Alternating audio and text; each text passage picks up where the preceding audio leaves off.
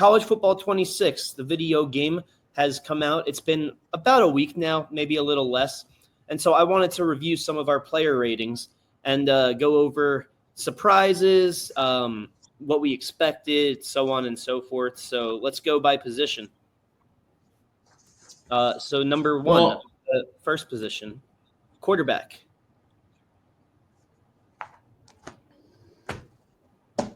Would you have anything, Cali Kmanis? You said that they are not the lowest rated team.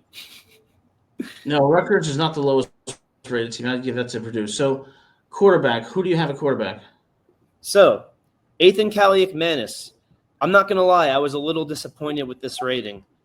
He's an 80 overall. In my opinion, he should be like an 83.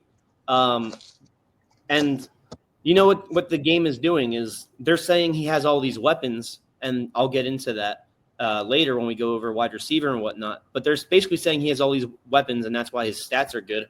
I'm saying no. You can't be a system quarterback. You need to be a good quarterback to put up numbers. And an 80 overall is average, maybe a little above average for a starting quarterback. I'm thinking he's like an 83. All right, so we've done a couple of shows dedicated exclusively to Ethan Kaliakmanis. And as we've always said, we're big supporters of him and wish him a great season. He's a player who, cares about the team. He works hard. He's got great talent. One of the things we've identified, though, in analyzing his play is inconsistency, particularly regarding completion percentage and sometimes in the pocket, making throws that are ill-advised, leading to interceptions. So I think the rating comes from the inconsistency factor, the completion percentage, which at times was below 60% in several games. Is the potential there? Of course it is. Like I said, he's a team player. Seems like a great guy, emotionally mature, has the intangibles, has the talent. Can he put it all together? Let's hope so. And we're going to see that very quickly when they face the Hawkeyes of Iowa in week 4. I think that what you say is correct, but I think that at his peak, because this game does updates year-round, so I think at his peak he could reach up to an 86. I think he possibly could, but let's again look at Rutgers' offense. They are a run-first team. They got to win in the trenches and establish a run game. And they have with C.J. Campbell and, Jashawn Benjamin and Antoine Raymond, they have a deep and talented running back room. Yeah. The key to Ethan's success is going to be if they can keep defenses honest with the run games and set him up for play action. And I think if they can do that, you're going to see an improved Ethan Kaliakmanis and an offense that's going to be difficult to stop. Yeah, for sure. The other quarterback, and also Ignacio, I completely agree. Granted, this is only the third rendition, I believe, of college football video games because there was College Football 25, and then before that? It was like discontinued from 2006 until then. So I'm happy the game is back. I'll be playing it a lot. I'll do a dynasty mode with Rutgers. I just don't agree with that rating. But with AJ Suris, he's a 72 overall. In my opinion, I would give him a 74, but I also understand that the game has no playing time to work off of. So 72 is fine. It's a solid backup quarterback rating. Yeah, I don't place really any stock in that rating. He just hasn't had enough playing time, so it's really difficult to quantify. I think Suris, though, from what he did in the spring game, showed that he has some great potential, and definitely going to look forward to seeing him in what I think is going to be a magical 2026 season. Absolutely. And I think the running back room is going to surprise you with these ratings because, one, they're so close, and then, two, the order might surprise you.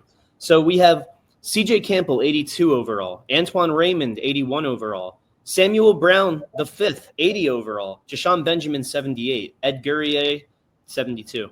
So it has Samuel Brown above Jashawn Benjamin, just like the depth chart. We must be missing something with the difference between Brown and Benjamin because we've both raved about how good Benjamin is and not given Brown enough respect. Yeah, I guess what we're missing is we just don't, we're not there during the practices. We don't see what's going on the field. But that does surprise me a bit. It doesn't surprise me, however, that C.J. Campbell and Antoine Raymond are essentially identical. I've thought for a while now that C.J. Campbell is not necessarily the outright first back. I think the two of them complement each other and are going to share that role. But it's basically saying that Samuel Brown is in the same realm of talent, and Jashawn Benjamin is only like maybe a class behind them. Yeah, and you know what? When I look at those ratings, I also think about context. I mean, in different running situations, different backs are going to have different attributes that are going to help them to contribute ideally to the team's success. So what it tells me is that they're all pretty much comparable, but all are serviceable, and that's a good sign. So do you think that the ratings themselves are fair, like CJ and Antoine being like low 80s, Samuel being an 80? I think Jashawn Benjamin should be an 80 if Samuel Brown's an 80. Well, I'm not sure what criteria they use to, produce these rankings. And I just don't know who's actually doing it. So I kind of take them with a grain of salt, to be honest with you. Yeah, I hear you. All right. Well, wide receiver. It's funny. We've only had one guy on this show, and that guy just happens to be the highest overall rating in Sheffield. Sorry, I stole your moment. No, that's cool. He's the highest rated guy in our program, and he can make the show. So fellas that are rated below him and happen to be on that Rutgers team, you're not too big for us. You're welcome on this show anytime, but you don't have to little bro us. Listen, DT, you were on the show. We appreciate it. You heard it here first. He's going to catch for over 1,000 yards. He's going to have over 10 receiving touchdowns. He's going to be an absolute stud for Rutgers. He's going to enhance Ethan Kaliakmanis. And we are going to go to the Iowa game and see him catch the game-winning score to beat the Hawkeyes 17-13. Well, that implies that it'll be close until the end. And against that defense, that might be a predicament I'm not wanting to be in. Yeah, Ignacio is 100% right. We have to win that game. Gabe, we have to win that game. Yeah. We have to win the game. And we're going to be there because that game is exactly like the Nebraska game from last year. We lost 14-7 in Lincoln. Now we got the Hawkeyes in Piscataway with a stingy defense, but an offense that never really overwhelms anybody. That's going to be where we see has Rutgers improved.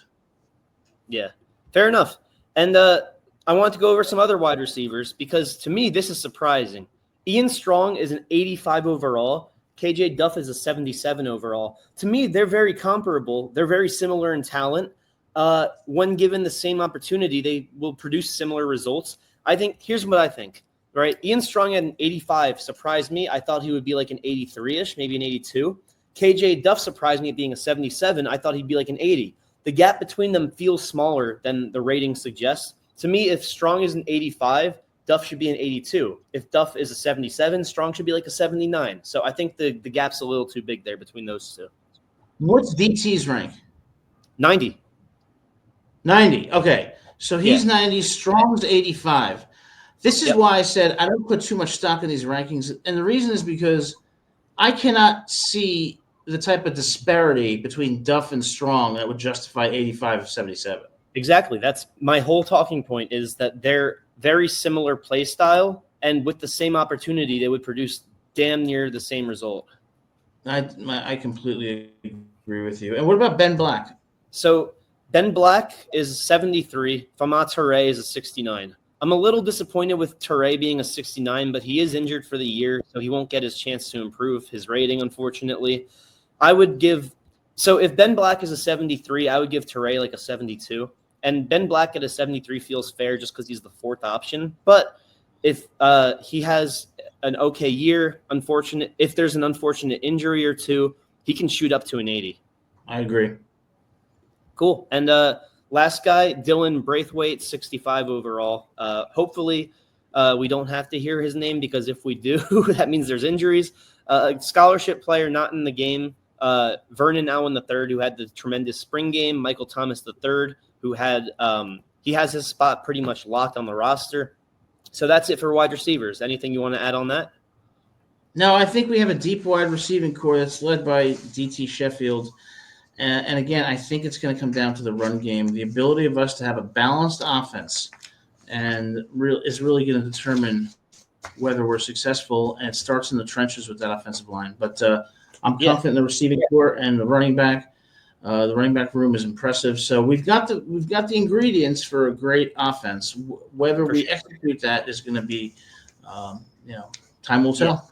So the last two categories for offense I wanted to talk about are tight ends for the players, but then I wanted to talk about the offensive line as a unit. But for tight ends, this is interesting to me because Kenny Fletcher is listed as our starting tight end on several depth charts.